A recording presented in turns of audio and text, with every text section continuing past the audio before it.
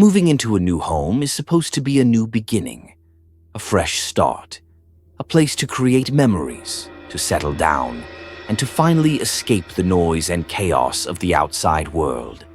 That's exactly what you thought when you first unlocked the front door, stepping into the quiet, empty house that now belonged to you. The neighborhood was peaceful, almost too peaceful. The houses on either side were a good distance away, their windows dark after sunset. There were no noisy neighbors, no traffic, no reason for sleepless nights. Just you and the silence. A perfect home, or so you thought. Because from the very first night, the house made it clear. You were not alone. At first, the noises were easy to dismiss. A faint creak from the wooden floors. The occasional sound of something shifting in the walls, perhaps a rodent or just the old house settling. Nothing out of the ordinary. You told yourself it was nothing, but the noises continued. Every night around the same time, 3:12 a.m. Soft, slow footsteps in the hallway. You'd wake up, heart pounding, straining your ears to listen. The sound was unmistakable. Someone was walking, dragging their feet. Right outside your bedroom door. The first night you dismissed it as a dream. The second night you convinced yourself it was the wind. The third night, you locked your bedroom door, but the footsteps never stopped. They only grew louder. Then one night you heard whispering. At first it was barely audible, like wind slipping through a crack in the window. A soft hush, a murmur in the darkness. Then you heard it clearly. Your name. Not once, not twice, but over and over again.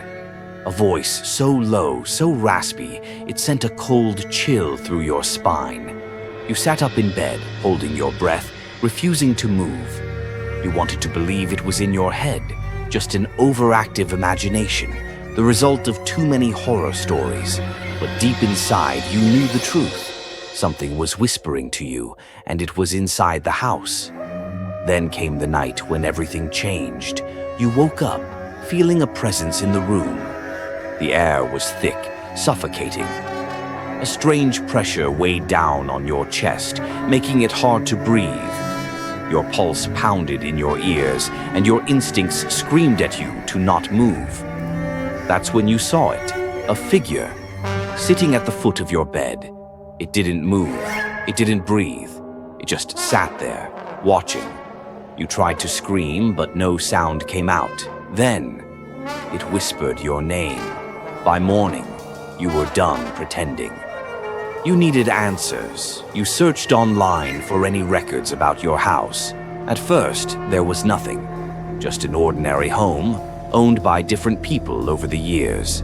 No violent crimes, no tragic deaths. But then you dug deeper, and that's when you found it. Your home wasn't always a house. It was once a sleep disorder clinic, a place where people suffering from severe insomnia, sleep paralysis, and night terrors were brought in for study. A place where some of them never woke up. A place where their nightmares never ended. You weren't hearing things. You weren't imagining the whispers, the voices in the dark, the figures in the hallway. They were the trapped souls of the patients who had suffered here. And now, they were suffering through you. After your discovery, the house became worse. The whispers turned into full conversations, murmuring from behind walls and under the bed. The footsteps became heavier, sometimes running through the hallways at night. The doors began slamming shut on their own. And the worst part, every time you woke up, the figure was closer. The first night it was at the foot of your bed. The second night it was beside you. The third night, you woke up to cold breath against your ear and a voice that didn't whisper anymore. It screamed. You couldn't take it anymore. You stopped sleeping. You refused to turn off the lights. You made plans to leave the house for good, but it wouldn't let you go. One night you woke up to the worst horror yet. You weren't in your bed. You were standing in the hallway, staring at the bathroom mirror. But your reflection, it wasn't moving. It just stared at you with dark, hollow eyes. Then, without opening its mouth, It whispered your name. You knew you had to leave. You packed your things in the middle of the night, never looking back. But just as you reached the front door, the house went silent. No whispers, no footsteps, no figures in the dark.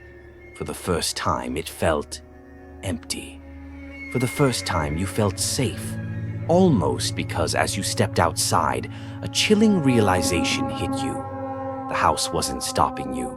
It didn't need to, because you never really left. You turn, looking back at the house, only to see something horrifying. Through the upstairs window, you see yourself standing in the bedroom, staring down at the front yard, smiling. You reach out, touching your face, trying to understand. And then, the door slams shut behind you, and the house welcomes its next victim. The house always finds a way. The spirits, the voices, the whispers, they were never trying to hurt you. They were warning you, because once you've lived in the house, you become the house. And now someone new will move in. They'll hear the footsteps. They'll hear the whispers. They'll wake up in the middle of the night, feeling eyes watching them. They'll try to run. And when they do, they'll hear your voice calling their name, because now you are the noisy neighbor.